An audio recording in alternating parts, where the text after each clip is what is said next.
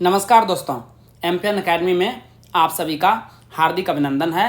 प्रस्तुत है weekly current affairs test series. दोस्तों, इस वीडियो में हम लोग 23 से लेकर 30 अप्रैल 2023 तक के समसामयिक घटनाक्रम पर आधारित 30 महत्वपूर्ण मल्टीपल चॉइस क्वेश्चंस को हिंदी और इंग्लिश दोनों भाषाओं में व्याख्या के साथ हल करेंगे। दोस्तों, यदि आपने एमपीएन एकेडमी का टेलीग्राम का पब्लिक पेज ज्वाइन नहीं किया है तो अवश्य ज्वाइन कीजिए। टेलीग्राम पर सर्च कीजिए एमपीएन एकेडमी, इस प्रकार से लोगो आपको दिख जाएगा, ज्वाइन कर लीजिए उसे। क्या क्या आपको मिलेगा वहाँ पर? इंपॉर्टेंट अपडेट्स और न्यूज़ मिलेगी बीपीएससी एग्जाम से संबंधित। फ्री प्लानिंग और स्ट्रेटजी की पीडीएफ मिलेगी आपको इस टेलीग्राम पेज पर। टॉपर के रिजल्ट्स अनाउंस किए जाते हैं एमपीएन एकेडमी ऐप के जो टेस्ट सीरीज होते हैं करंट अफेयर्स और स्टैटिक पोर्शन के, और एमपीएन एकेडमी यूट्यूब चैनल के वीडियो अपडेट्स भी आपको मिलेंगे। तो इस पेज को अवश्य ज्वाइन कीजिए। पहला प्रश्न है, सर्वश्रेष्ठ अभिनेत्री का फिल्म फेयर पुरस्कार 2023 किसे मिला है? Who has got the Filmfare award 2023 for best actress? The right answer is option number B, Alia Bhatt. 68वें फिल्म फेयर अवार्ड समारोह में आलिया भट्ट को इनकी फिल्म गंगूबाई काठियावाड़ी के लिए सर्वश्रेष्ठ अभिनेत्री का अवार्ड दिया गया। बेस्ट सपोर्टिंग एक्ट्रेस का अवार्ड शिवा चड्ढा बधाई दो को दिया गया। गंगूबाई काठियावाड़ी को बेस्ट फिल्म के अवार्ड से नवाजा गया है। इसी फिल्म के लिए संजय लीला बंसाली को बेस्ट डायरेक्टर के अवार्ड से भी सम्मानित किया गया। सर्वश्रेष्ठ अभिनेता का फिल्म फेयर पुरस्कार 2023 किसे मिला है? Who has got Filmfare award 2023 for the best actor? The right answer is option number D, Rajkummar Rao. Rajkummar Rao को फिल्म बधाई दो के लिए बेस्ट एक्टर के अवार्ड से सम्मानित किया गया। अनिल कपूर को जुग जुग जियो के लिए बेस्ट सपोर्टिंग एक्टर के अवार्ड से सम्मानित किया गया। केसरिया के लिए अरिजीत सिंह को बेस्ट प्लेबैक सिंगर मेल के अवार्ड से सम्मानित किया गया। वहीं रंगी साड़ी गाने के लिए बेस्ट प्लेबैक सिंगर फीमेल का अवार्ड कविता सेठ ने जीता।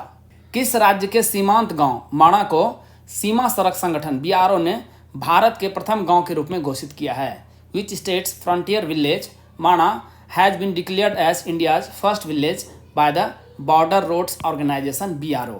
The right answer is option number B, Uttarakhand. Uttarakhand के चमोली जिले का माणा गांव पहले भारत के आखिरी गांव के रूप में जाना जाता था, लेकिन अब इसे एक नई पहचान मिल गई है। बीआरओ ने इसे देश के पहले गांव के रूप में मान्यता दी है। 21 अक्टूबर पिछले साल को पीएम मोदी ने अपने माणा दौरे के दौरान कहा था कि सीमाओं पर बसा हर गांव देश का पहला गांव है। भारत सरकार ने 4800 करोड़ रुपए के केंद्रीय घटकों के साथ वाइब्रेट विलेज प्रोग्राम को मंजूरी दी है, ध्यान में रखिएगा। मक्काई थेडी मेयर नामक पहल की शुरुआत किस राज्य में की गई है? In which state the initiative name Makkalai Thedi mayor has been launched? The right answer is option number D, Tamil Nadu. यह योजना चेन्नई में 15 क्षेत्रों में नागरिक मुद्दों को अधिक सुव्यवस्थित और कुशल तरीके से संबोधित करने के लिए अभिकल्पित की गई है, जिसमें महापौर प्रति 15 दिनों में निवासियों से याचिकाएं प्राप्त करने के लिए प्रत्येक क्षेत्र का दौरा करता है। ये है प्रिया राजन, चेन्नई की पहली दलित महिला मेयर। पहली बैठक रोयापुरम में आयोजित की गई। क्षेत्र के सभी वार्डों के निवासियों को इस बात के लिए प्रोत्साहित किया जाएगा कि वे सड़कें, स्ट्रीट लाइट्स, शौचालय, जन्म और मृत्यु प्रमाण पत्र, संपत्ति कर, पेशेवर कर, कचरा सफाई, अतिक्रमण, पार्क एवं खेल के मैदान से संबंधित विभिन्न समस्याओं को मेयर के सामने बताएं। Support for upgradation, preventive repair and maintenance of equipment Supreme पहल की शुरुआत किस मंत्रालय द्वारा की गई है? The support for upgradation, preventive repair and maintenance of equipment Supreme initiative has been launched by which ministry? The right answer is option number D, विज्ञान और प्रौद्योगिकी मंत्रालय, ministry of science and technology. यह सरकार द्वारा शुरू किया गया अपनी तरह का पहला कार्यक्रम है जो मौजूदा विश्लेषणात्मक उपकरण सुविधाओं की कार्यात्मक क्षमताओं को बढ़ाने हेतु मरम्मत, उन्नयन, रखरखाव, रेट्रोफिटिंग या अतिरिक्त संलग्नक प्राप्त करने के लिए वित्तीय सहायता प्रदान करता है। विश्वविद्यालय अनुदान आयोग यूजीसी द्वारा मान्यता प्राप्त संस्थानों में ऐसी सुविधाओं के लिए सुप्रीम पहल के तहत धन हेतु आवेदन किया जा सकता है। जिन स्टूडेंट्स को 69वीं बीपीएससी प्रीलिम्स एग्जाम के लिए करंट अफेयर्स का पीडीएफ चाहिए, उसके बारे में जानकारी यहाँ पर दी जा रही है। लेकिन आइए सबसे पहले यह जानते हैं कि एमपीएन एकेडमी का पीडीएफ ही क्यों? क्योंकि दोस्तों हमने करके दिखाया है। आइए पिछले 4 साल और 5 एग्जाम्स की परफॉर्मेंस आपको दिखाते हैं। 66वीं बीपीएससी प्रीलिम्स का एग्जाम 2020 में हुआ था। कुल प्रश्न एम्पियन एकेडमी पीडीएफ से टैली हुआ है 36। बिहार एसआई प्रारंभिक परीक्षा 2021, क्योंकि 2021 में बीपीएससी का कोई एग्जाम हुआ ही नहीं कोविड के कारण से, तो जो सेकेंड बेस्ट एग्जाम हुआ है वो हमने लिया है। उसमें शिफ्ट 1 और शिफ्ट 2 दोनों मिला करके 31 प्रश्न टैली हुए हैं। 67वीं बीपीएससी प्रारंभिक परीक्षा 2022 में एक बार तो कैंसिल हो गया था और फिर उसके बाद री एग्जाम हुआ, दोनों मिला करके 59 प्रश्न टैली हुए हैं। बीपीएससी सीडीपीओ प्रारंभिक परीक्षा 2022 में ही 30 प्रश्न टैली हुआ है एम्पियन एकेडमी पीडीएफ से। और अभी हाल ही में 68वीं बीपीएससी प्रारंभिक परीक्षा 2023 में हुआ है और इस बार के प्रश्न बहुत ही हार्ड थे। यहाँ भी प्रश्न टैली हुआ है 23। तो दोस्तों आपने देखा 4 साल 5 exams, consistency at its best. Empian academy दोस्तों कंसिस्टेंसी के लिए जाना जाता है। कुल मिला करके Empian academy current affairs PDF से इन 5 एग्जाम्स में 217 प्रश्न पूछे गए थे करंट अफेयर्स से संबंधित और 179 क्वेश्चंस टैली हुआ है एम्पियन एकेडमी पीडीएफ से। तो परफॉर्मेंस क्या रहा 82.49% and that is Empian academy for you. दोस्तों इन सभी एग्जाम्स में पूछे गए करंट अफेयर्स जो कि एम्पियन एकेडमी से टैली हुए हैं, इस सभी की वीडियो आपको इस यूट्यूब चैनल पर मिल जाएगी और हमारे एम्पियन एकेडमी के टेलीग्राम पेज पर भी वीडियो का लिंक आपको मिल जाएगा। आपको इन सभी वीडियोस को देखना चाहिए क्योंकि इससे आपको पता चलेगा कि किस प्रकार से प्रश्न बीपीएससी प्रीलिम्स एग्जाम्स में पूछे जाते हैं और एम्पियन एकेडमी का इस्तेमाल आप लोग इसे क्रैक करने में कैसे कर सकते हैं। आइए अब बात करते हैं कि 69वीं BPSC prelims exam current affairs PDF जो एम्पियन एकेडमी द्वारा जारी की जाती है क्या क्या आपको मिलेगा और किस प्रकार से आप साल भर के करंट अफेयर्स को सिस्टमेटिक तरीके से केवल 18 घंटे में रिवाइज कर सकते हैं एक बार। सबसे पहला टाइप जो कंटेंट मिलेगा वो मिलेगा वीकली करंट एमसीक्यूज नेशनल और इंटरनेशनल। साल भर में कुल 50 पीडीएफ के लगभग रहेंगे। इसमें बजट और इकोनॉमिक सर्वे भी इंक्लूड रहेगा। एक पीडीएफ को रिवाइज करने में 6 मिनट का समय लगेगा, तो 300 मिनट यानी 5 घंटे में आप साल भर के वीकली करंट एमसीक्यूज को एक बार रिवाइज कर सकते हैं। सेकेंड टाइप का कंटेंट है monthly current affairs short notes national और इंटरनेशनल का 12 महीने का 12 पीडीएफ। एक पीडीएफ को रिवाइज करने में आपको 30 मिनट का समय लगेगा, तो कुल 6 घंटे में इसे भी आप साल भर के कंटेंट को समाप्त कर सकते हैं। बिहार मंथली करंट अफेयर्स, इसकी आपको एमसीक्यूज और शॉर्ट नोट्स दोनों एक ही पीडीएफ में अवेलेबल कराई गई है। 14 पीडीएफ रहेगा, 12 महीने का 12 पीडीएफ, उसके बाद इकोनॉमिक सर्वे और बजट। एक पीडीएफ को रिवाइज करने में लगभग 30 मिनट का समय लगेगा, तो कुल 7 घंटे में इसे भी आप समाप्त कर लेंगे। इसके अलावा आपको golden current affairs app based revision test series भी प्रोवाइड किया जा रहा है। इससे आप अपना खुद का इवेल्युएशन यानी मूल्यांकन कर सकते हैं कि आपकी तैयारी कैसी चल रही है। दोस्तों करंट अफेयर्स में तो एम्पियन एकेडमी का कोई जोड़ ही नहीं है मार्केट में। Empian is champion in current affairs. इसके अलावा दोस्तों हमने diamond static GK test series launch किया हुआ है। इसमें आपको अल्ट्रा इंपॉर्टेंट 3000 एमसीक्यूज मिलेंगे विद एक्सप्लेनेशन और जो पूरा टेस्ट सीरीज है वो 25 भाग में डिवाइडेड है, यानी 25 सेट मिलेंगे आपको और एक सेट में 120 प्रश्न रहेंगे। हिस्ट्री से 30 प्रश्न, साइंस से 30 प्रश्न एक सेट में, बिहार से 20 प्रश्न, इकोनॉमी से 10 प्रश्न, पॉलिटी से 10 प्रश्न, ज्योग्राफी से 10 प्रश्न और मैथ और रीजनिंग के भी 10 प्रश्न आपको मिलेंगे। मैथ और रीजनिंग को छोड़ करके आपको सभी का एक्सप्लेनेशन मिल जाएगा। और पिछले साल की परफॉर्मेंस इसमें भी शानदार रही है। 25 सेट हैं दोस्तों और 24 प्रश्न टैली हुआ है, यानी हर एक टेस्ट से लगभग एक प्रश्न टैली हुआ है। और एक टेस्ट को सॉल्व करने के लिए आपको 90 मिनट्स का समय दिया जाता है। आप टेस्ट को सॉल्व कीजिए और रिजल्ट तुरंत आप चेक कर सकते हैं कि आपका कितना मार्क्स आया है। दोस्तों ये पीडीएफ और टेस्ट सीरीज आपको मिलेगा कैसे? यदि आपने एम्पियन एकेडमी ऐप डाउनलोड नहीं किया है, टाइप कीजिए एम्पियन एकेडमी और इस प्रकार से एम्पियन एकेडमी का ऐप है उसे इंस्टॉल कीजिए। ओटीपी के साथ आप लॉगिन कर लेंगे। उसके बाद स्टोर सेक्शन में वहाँ पे चले जाइए, आपको कोर्सेस मिल जाएंगे। 69वीं BPSC current affairs PDF course और diamond static GK test series, 2 प्रकार के कोर्सेस मिलेंगे अलग अलग हिंदी और इंग्लिश लैंग्वेज में। आप जिस लैंग्वेज में ऑप्ट करना चाहते हैं उसे सेलेक्ट कीजिए। वहाँ पर पेमेंट का लिंक आपको मिल जाएगा। बहुत ही मामूली शुल्क पर ये सभी कंटेंट आपको प्रोवाइड किया जा रहा है। कोर्स के कंटेंट सेक्शन में सभी स्टडी मटेरियल और टेस्ट सीरीज आपको प्रोवाइड करा दी जाएगी। बिग कैचअप नामक एक लक्षित वैश्विक पहल का संबंध निम्न में से किससे है? A targeted global initiative called big catch-up is associated with which of the following? The right answer is option number C, टीकाकरण, इम्यूनाइजेशन। द बिग कैचअप नामक एक लक्षित वैश्विक पहल को वैश्विक स्वास्थ्य संगठन UNICEF, Gavi the vaccine alliance और इम्यूनाइजेशन एजेंडा 2030 अन्य सार्वजनिक स्वास्थ्य संगठनों के एक संघ द्वारा लागू किया गया है। कोविड-19 महामारी ने स्वास्थ्य सेवाओं में एक बड़ा व्यवधान पैदा किया है। 100 से अधिक देशों में टीकाकरण के स्तर में गिरावट दर्ज की गई है। इसके परिणाम स्वरूप एक संकट पैदा हो गया है, जहां लगभग 75% बच्चे 2021 में रोकथाम योग्य लेकिन गंभीर बीमारियों के खिलाफ आवश्यक टीकाकरण से चूक गए हैं। जीरो शैडो डे नामक एक घटना भारत के किस शहर में देखा गया? The phenomenon called zero shadow day was observed in which city of India? The right answer is option number C, Bengaluru. Bengaluru में 25 अप्रैल 2023 को दोपहर 12:17 पर एक विचित्र घटना हुई जिसे जीरो शैडो डे का नाम दिया गया है। इस समय इमारतों, वृक्षों और व्यक्तियों की लंबवत परछाई नहीं बनी। तस्वीर में देखिए, यह घटना प्रतिवर्ष 2 बार पृथ्वी पर कर्क रेखा और मकर रेखा के बीच हर बिंदु पर होती है। बेंगलुरु में अगला जीरो शैडो डे 18 अगस्त को है। कर्क और मकर रेखाओं के बीच के इन क्षेत्र के अतिरिक्त यह घटना कहीं और देखने को नहीं मिलती है। जीरो शैडो डे उन सभी स्थानों पर होता है जहां अक्षांश उस विशेष दिन पर सूर्य की स्थिति और भूमध्य रेखा के बीच के कोण से मेल खाता है और स्थानीय दोपहर में छाया किसी वस्तु के नीचे दिखाई देती है। एशिया में सबसे लंबी रिवर क्रॉसिंग हाइड्रोकार्बन पाइपलाइन होने के साथ विश्व में दूसरी सबसे लंबी पाइपलाइन का रिकॉर्ड किस परियोजना ने बनाया है? Which project has created the record of being the longest river crossing hydrocarbon pipeline in Asia as well as the second longest in the world? The right answer is option number B, पूर्वोत्तर gas grid परियोजना, north east region gas grid project. इस परियोजना में ब्रह्मपुत्र नदी के नीचे क्षैतिज दिशात्मक ड्रिलिंग यानी HDD विधि का उपयोग करके 24 इंच व्यास वाली प्राकृतिक गैस पाइपलाइन का निर्माण किया गया है।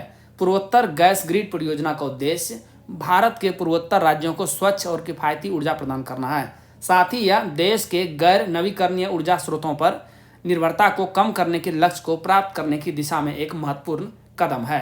1959 का रेमन मैग्सेसे पुरस्कार 64 साल बाद हाल ही में किसे दिया गया? The right answer is option number A, Dalai Lama. Ramon Magsaysay award foundation की अध्यक्ष सुसाना बी अफान और फाउंडेशन की ट्रस्टी एमिली ए अब्रेरा ने हिमाचल प्रदेश के मैकलियोडगंज स्थित इनके आवास पर व्यक्तिगत रूप से इन्हें यह पुरस्कार प्रदान किया। यह दलाई लामा को दिया गया अब तक का पहला अंतर्राष्ट्रीय पुरस्कार है। अगस्त 1959 में फिलीपींस में फाउंडेशन द्वारा दलाई लामा को रेमन मैग्सेसे पुरस्कार प्रदान किया गया था। तिब्बती लोगों के लिए दलाई लामा का संघर्ष तब शुरू हुआ जब इन्हें 1959 में तिब्बत पर चीनी आक्रमण के बाद निर्वासन के लिए मजबूर कर दिया गया था। मन की बात के 100वें एपिसोड का प्रसारण कब किया गया? When was the 100th episode of मन की बात aired? The right answer is option number D, 30 अप्रैल को। 3 अक्टूबर 2014 से शुरू हुआ मन की बात कार्यक्रम ने 30 अप्रैल 2023 को अपना 100वां एपिसोड पूरा कर लिया। मन की बात के 100वें एपिसोड में पीएम मोदी ने कहा कि यह सकारात्मकता का पर्व बन गया है। हर महीने के आखिरी रविवार को पीएम मोदी मन की बात के जरिए देश दुनिया के लोगों से संवाद करते हैं। मन की बात का 100वां एपिसोड को यादगार बनाने के लिए गृह मंत्री अमित शाह ने 100 रुपये का सिक्का भी जारी किया। यह सिक्का वृत्ताकार होने के साथ साथ 44 मिलीमीटर का है और 4 धातुओं रजत, तांबा, निकिल और जस्ता से बना है। सारा नाम की दुनिया की पहली रोबोटिक चेक इन असिस्टेंट किस एयरलाइन द्वारा शुरू किया गया है? Which airline has launched the world's first robotic check in assistant named Sara? The right answer is option number A, Emirates. Dubai based airline Emirates ने अपने नवीनतम नवाचार दुबई के वित्तीय जिले में एक नया चेक इन और ट्रैवल स्टोर लॉन्च करने की घोषणा की है। 27 अप्रैल को शुरू हुई इस सुविधा में सारा, तस्वीर में देखिए, चेक इन प्रक्रिया के माध्यम से यात्रियों का मार्गदर्शन करेगी और स्कैन किए गए पासपोर्ट के साथ इनके चेहरे का मिलान करेगी। सारा के साथ यात्री अपने उड़ान से 24 घंटे पहले और 4 घंटे पहले तक अपना सामान चेक इन और ड्रॉप कर सकते हैं। अपनी सुविधा अनुसार हवाई अड्डे पर पहुंच सकते हैं। यह रोबोट चेहरे की पहचान तकनीक फेशियल रिकॉग्निशन टेक्निक से लैस है। जल प्रबंधन सहयोग के लिए भारत हंगरी संयुक्त कार्य समूह की पहली बैठक कहां आयोजित की गई? Where was the first meeting of India Hungary joint working group for water management cooperation held? The right answer is option number D, New Delhi. Hungary और भारत ने जल प्रबंधन में अपनी तकनीकी, वैज्ञानिक और प्रबंधन क्षमताओं को मजबूत करने के लिए समझौता ज्ञापन यानी MOU पर हस्ताक्षर किए हैं। दोनों देश एकीकृत जल संसाधन प्रबंधन, जल तथा अपशिष्ट जल प्रबंधन और जल संबंधी शिक्षा, अनुसंधान एवं विकास में सहयोग करेंगे। राष्ट्रीय स्वच्छ गंगा मिशन योजना की सफलता को दिखाने के लिए हंगरी के विशेषज्ञों के लिए एक फील्ड विजिट का आयोजन भी किया गया था। भारत की पहली वाटर मेट्रो सेवा का उद्घाटन किस शहर में किया गया है? India first water metro service has been inaugurated in which city? The right answer is option number B, Kochi. PM Modi ने कोच्चि केरल में देश की पहली वाटर मेट्रो सेवा का उद्घाटन किया। इसके तहत कोच्चि व आसपास के 10 द्वीपों पर लोगों का सफर सुगम होगा। यह परियोजना कोच्चि मेट्रो रेल कॉरपोरेशन और एक जर्मन वित्त पोषित एजेंसी के सहायता से प्रदान की गई है। यह एक आधुनिक नौका परिवहन परियोजना है जिसमें ग्रेटर कोच्चि में 16 मार्गों पर चलने वाली कई नावें शामिल हैं। इस परियोजना में केरल सरकार ने 100 करोड़ रुपए इन्वेस्ट किए हैं। पीएम मोदी ने तिरुवनंतपुरम और कासरगोड के बीच केरल की पहली वंदे भारत एक्सप्रेस को भी हरी झंडी दिखाकर रवाना किया। केशवानंद भारती केस निम्न में से किससे संबंधित है? Kesavananda Bharati case is associated with which of the following? The right answer is option number D, मूल संरचना का सिद्धांत, principle of basic structure. Kesavananda Bharati बनाम केरल राज्य के मामले में 68 दिन तक सुनवाई हुई। यह तर्क वितर्क 31 अक्टूबर 1972 को शुरू होकर 23 मार्च 1973 को खत्म हुआ। 24 अप्रैल 1973 को चीफ जस्टिस सीकरी और उच्च न्यायालय के 12 अन्य न्यायाधीशों ने न्यायिक इतिहास का यह सबसे महत्वपूर्ण निर्णय दिया। मूल संरचना के सिद्धांत को इस वर्ष 50 साल पूरे हो गए हैं और इसे भारत के संवैधानिक इतिहास में एक मील का पत्थर माना जाता है। संविधान संरचना के कुछ प्रमुख मूलभूत तत्व जिनमें अनुच्छेद 368 के तहत संशोधन नहीं किया जा सकता है निम्नलिखित हैं। कौन कौन से हैं? कुछ महत्वपूर्ण पॉइंट्स को बता रहा हूं। संविधान की सर्वोच्चता, दूसरा है विधायिका, कार्यपालिका और न्यायपालिका के बीच शक्ति का बंटवारा, तीसरा है गणराज्यात्मक एवं लोकतांत्रिक स्वरूप वाली सरकार, चौथा है संविधान का धर्मनिरपेक्ष चरित्र, पांचवा है राष्ट्र की एकता एवं अखंडता, छठा है संसदीय प्रणाली, सातवां है व्यक्ति की स्वतंत्रता एवं गरिमा और आठवां है मौलिक अधिकारों और नीति निर्देशक तत्वों के बीच सौहार्द। संकटग्रस्त सूडान से भारतीयों को निकालने के लिए भारत सरकार ने किस बचाव अभियान को शुरू किया है? Which rescue operation has been launched by government of India to evacuate Indians from trouble torn Sudan? The right answer is option number B, operation Kaveri. यह बचाव अभियान 24 अप्रैल 2023 को शुरू किया गया था। इसका नाम भारत की प्रमुख नदियों में से एक कावेरी के नाम पर रखा गया है। भारत सरकार जेद्दा के रास्ते यहाँ फंसे भारतीयों को निकाल रहा है। विदेश राज्य मंत्री वी मुरलीधरन सुचारू संचालन को सुनिश्चित करने के लिए इस ऑपरेशन के प्रभारी हैं। सूडान में फंसे भारतीयों की संख्या आधिकारिक आंकड़ों के अनुसार 4000 है। दूसरे नॉर्थ सी समिट का आयोजन किस शहर में किया गया? In which city was the second North Sea summit organized? The right answer is option number A, Ostend, Belgium में। इनमें 9 यूरोपीय देशों ने भाग लिया। इस समिट में उत्तरी सागर को हरित ऊर्जा संयंत्र में बदलने के उद्देश्य से एक घोषणा पत्र पर हस्ताक्षर भी किया गया। इस सम्मेलन में Belgium, Denmark, France, Germany, Ireland, Luxembourg, Netherlands, Norway और यूके ने भाग लिया। वर्ष 2022 में पहले शिखर सम्मेलन का आयोजन एस्बर्ज, डेनमार्क में किया गया था। निम्नलिखित में से कौन सा खिलाड़ी 2022-23 के लिए भारतीय क्रिकेट कंट्रोल बोर्ड BCCI द्वारा जारी A+ ग्रेड अनुबंध सूची में शामिल नहीं है? Which of the following player does not feature in the A+ grade contract list released by BCCI for 2022-23? The right answer is option number A, R Ashwin. R Ashwin को grade A में रखा गया है। यह अक्टूबर 2022 से सितंबर 2023 तक की अनुबंध सूची है। तो कुल 4 खिलाड़ी हैं ग्रेड A+ में। कौन कौन से हैं? रोहित शर्मा, विराट कोहली, जसप्रीत बुमराह और रविंद्र जडेजा। इस नए कॉन्ट्रैक्ट लिस्ट से 7 खिलाड़ियों को बाहर कर दिया गया है। ग्रेड A+ में शामिल खिलाड़ियों को बोर्ड की तरफ से सालाना 7 करोड़ रुपये मिलेंगे। ग्रेड A के लिए 5 करोड़, ग्रेड B के लिए 3 करोड़ और ग्रेड C के लिए 1 करोड़ रुपये मिलेंगे। किस राज्य के उत्पाद मनामदुरई पॉटरी को GI टैग प्रदान किया गया है? Which state's product Manamadurai pottery has been given GI tag? The right answer is option number C, Tamil Nadu. Tamil Nadu के शिवगंगई जिले का एक छोटा सा गांव मनामदुरई मिट्टी के बर्तन के लिए जाना जाता है। यह परंपरा पीढ़ी दर पीढ़ी चली आ रही है। मनामदुरई मिट्टी के बर्तन बनाने के लिए इस्तेमाल होने वाली मुख्य कच्ची सामग्री मिट्टी है। मिट्टी के बर्तनों के लिए इस्तेमाल की जाने वाली मिट्टी को वैगई नदी द्वारा समृद्ध किया जाता है, जो इस गांव से होकर गुजरती है। किस देश ने औपचारिक रूप से दुनिया के लिए अपने इंडो पैसिफिक आउटलुक IPO की घोषणा की है?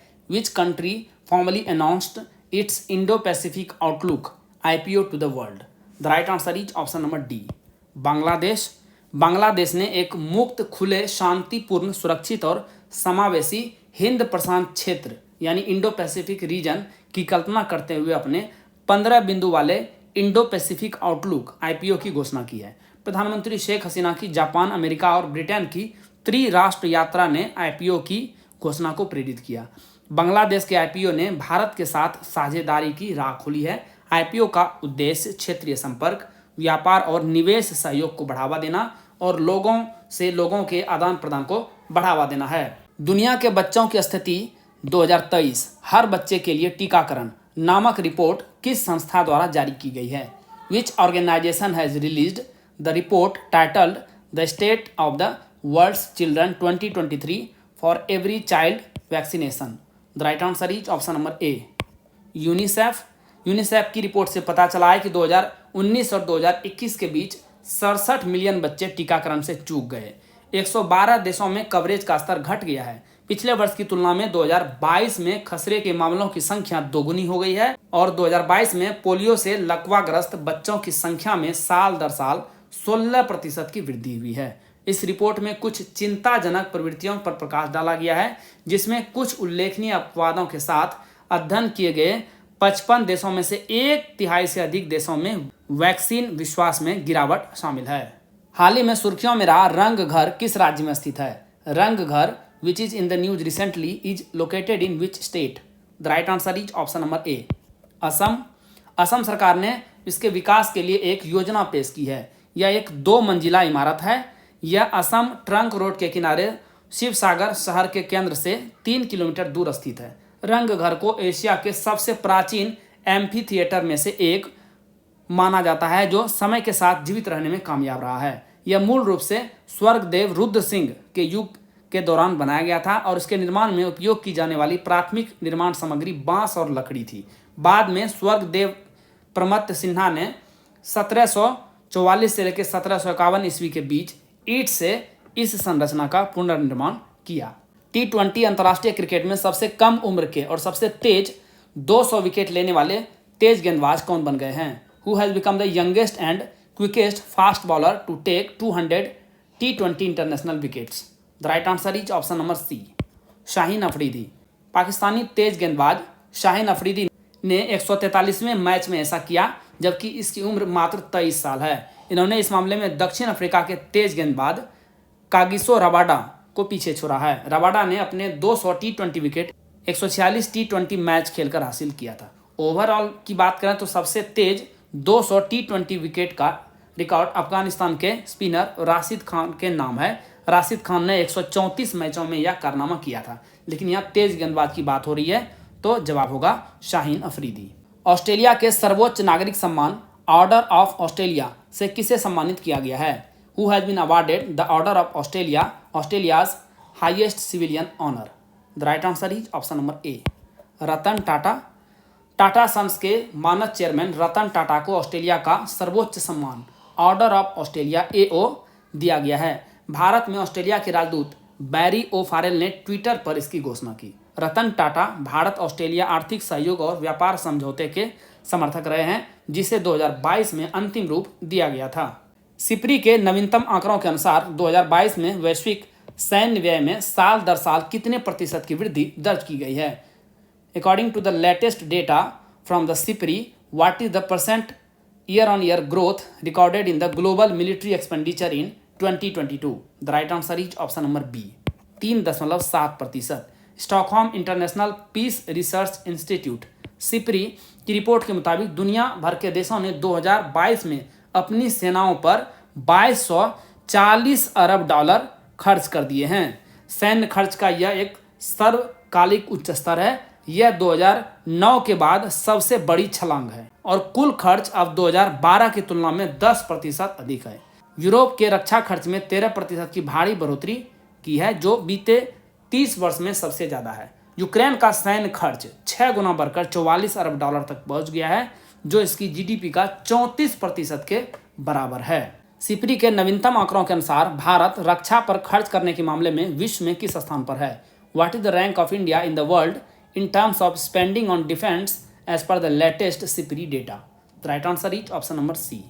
चौथे स्थान पर सैन्य खर्च के मामले में नंबर 1 पर अमेरिका है। इसका रक्षा बजट $877 अरब का। परसेंटेज टर्म में देखेंगे तो पूरे दुनिया के रक्षा खर्च का 39%। दूसरे स्थान पर चीन है, जिसका रक्षा बजट $292 अरब है और प्रतिशत में देखेंगे तो 13% पूरे दुनिया का। 86.4 अरब के साथ रूस तीसरे स्थान पर है, प्रतिशत में 3.9%। और 81.4 अरब के साथ चौथे स्थान पर भारत है और प्रतिशत में देखेंगे तो 3.6%। भारत के कुल रक्षा बजट की लगभग 1/4 23% राशि चीन से लगती सीमा के बुनियादी ढांचे के विकास और हथियारों के आधुनिकीकरण पर खर्च की गई है। भारत के बाद 5वें स्थान पर सऊदी अरेबिया है, जिसका रक्षा बजट $75 अरब है। पाकिस्तान इस लिस्ट में $10.3 अरब के रक्षा खर्च के साथ 24वें स्थान पर है। वित्त मंत्रालय ने हाल ही में रेल विकास निगम लिमिटेड को कौन सा दर्जा दिया है? Which status has been given by the ministry of finance to Rail Vikas Nigam Limited RVNL recently? The right answer is option number A. Navratna का दर्जा पहली बार भारत सरकार द्वारा 1997 में 9 पब्लिक सेक्टर के उद्यमों को दिया गया था। वर्तमान में RVNL सहित 13 नवरत्न कंपनियां हैं। नवरत्न कंपनियां central public sector enterprise CPSE कंपनियां हैं, जिन्हें केंद्र सरकार से अनुमोदन मांगे बिना 1000 करोड़ तक निवेश करने की वित्तीय स्वतंत्रता होती है। आप कमेंट बॉक्स में लिखिए हाल ही में किस कंपनी को मिनी रत्न श्रेणी 1 का दर्जा दिया गया है। भारतीय साइकिलिंग महासंघ CFI का अध्यक्ष किसे चुना गया है? Who has been elected as the president of the cycling federation of India CFI?